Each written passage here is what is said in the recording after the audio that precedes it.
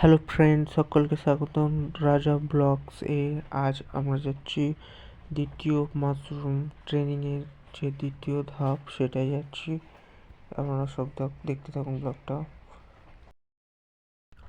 আজ সকাল থেকে প্রচুর বৃষ্টি হচ্ছিল, তাও আমরা বার হয়ে পড়েছি। বৃষ্টিটা থামার পর বার হয়ে পড়েছি এবং সাইকেল চালিয়ে যাচ্ছি একেবারে মাশরুমের যে বেড তৈরি ওখানে। আজকের প্র্যাকটিক্যাল হাতে কলমে শেখাবে যে মাশরুম কীভাবে বেডশিট তৈরি হয় এবং কীভাবে ঝোলাতে হয়, এগুলো সব আপনাদের দেখাবো।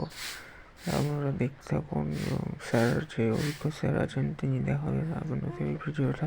আজ বৃষ্টির জন্য অনেকে আসতে পারেনি এবং অনেকে যারা যারা এসছে তাদের একটি বেড তৈরি করার জন্য দুটি প্লাস্টিক এবং স্পন দিয়ে দেয় এবং দুটি করে বেড তৈরি করতে বলে এবং আমরা সবাই মিলে তৈরি করি এবং স্যার দেখিয়ে দেয় কেমনভাবে তৈরি করতে হয়। আমাদের প্র্যাকটিক্যালি করানো হচ্ছে এবং আমরা দেখতে থাকুন। অনেকেই করছে, দেখতে পাচ্ছেন কেমন টাইট করে বাঁধতে হয় এবং স্পন কীভাবে স্পন দিতে হয় এগুলো সব দেখিয়ে দিল স্যার আমাদের। এবং আমরা করেছি, দুটো করে বেড তৈরি করেছি এবং স্যার দেখাবে যে কীভাবে এগুলো রাখতে হবে, বেডগুলো দড়িতে ঝুলিয়ে যে বাঁধা দেখাচ্ছে স্যার।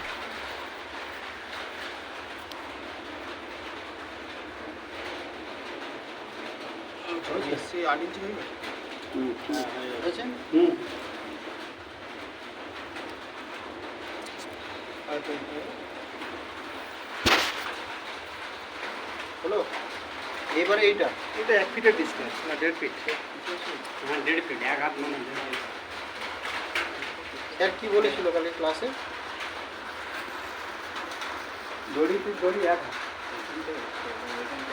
দড়ি বাঁধা দড়ি বাঁধা বললাম 8 ইঞ্চ, তাই না? 8 থেকে 10 এইবারে 1 পিস ধরুন, এটা ধরুন নিচে পিসটাই ধরুন। দড়ি দিচ্ছি বানান। কিছু এসে মানে দেখবো তবে তো বানাবো। ঠিক আছে, আমি কিন্তু দেখে দিচ্ছি একটা। হ্যাঁ, এরপরে কিন্তু আপনাদের বাঁধতে হবে।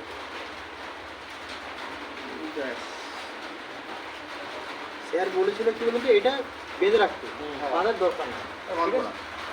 দেন একটা প্যাকেট দিন, একটা প্যাকেট দাও না। একটা প্যাকেট দিয়ে একটা প্যাকেট দিয়ে আবার দড়ি রেখে দেবে। এই নয় যে দড়িগুলো বেঁধে নিয়ে তারপর প্যাকেট করবে, ঠিক আছে? হলো, দেখুন এইবার শেপটা সুন্দর আসবে, তাহলে সেটা করতে সুন্দর হবে, ঠিক আছে? এরপরে একদিন যে কোনো একজন বাঁধতে থাকুন। এই যে আছে দড়িতে, ওটার মাপ হবে। এইগুলো সব মাপ করা আছে নাকি? ঠিক আছে, এটা তো মাপ করা আছে। দিন থেকে একটা দড়ি দিনে ঠিক আছে। এবার দড়ি নাও, দড়ি একটা করে নিয়ে নাও, দড়ি কাটা আছে। স্যার যেমনভাবে দেখিয়েছে ওরমভাবে দড়ি আমরাও একটা করে বাঁধলাম এবং সবার ওই বেডগুলো ওই দড়িতে রাখলাম এবং আমরা সবাই লাঞ্চের জন্য চলে এলাম, যে লাঞ্চ দেওয়ার জন্য। এবং লাঞ্চে কী কী হয়েছে ওটা আপনাদের দেখাচ্ছি। মাশরুম ঘরে একটু অন্ধকার জায়গায় মাশরুম হয়, তাই জন্য ওটা অন্ধকার দেখাচ্ছে, তাই জন্য সরি মাফ করে দিয়ে। আর যারা যারা মাশরুম ট্রেনিং নিয়েছে তাদের আমাদের একসাথে বসে খাচ্ছি এবং প্রথমে দিয়েছে ভাত, ডাল, তারপরে আলু ভাজা, তরকারি, ডিম, চাটনি পাঁপড় দিয়েছে।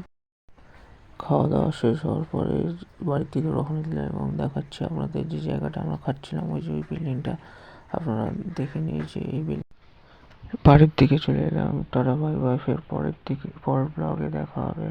Tata bye bye.